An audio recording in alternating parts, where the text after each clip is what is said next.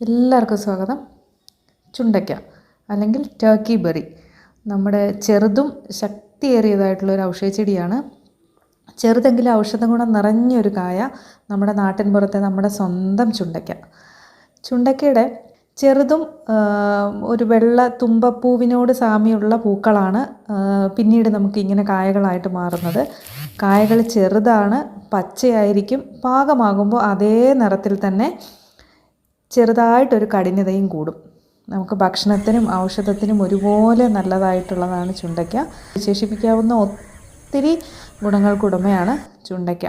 തീയൽ വെച്ചും തോരനായിട്ടും ഒക്കെ നമുക്ക് കറികളിൽ ചേർത്തും ഒക്കെ നമുക്ക് ഉപയോഗിക്കാം. മിതമായ അളവിൽ നമുക്ക് കഷായമൊക്കെ ആയിട്ടും ഇത് ഉപയോഗിക്കാം.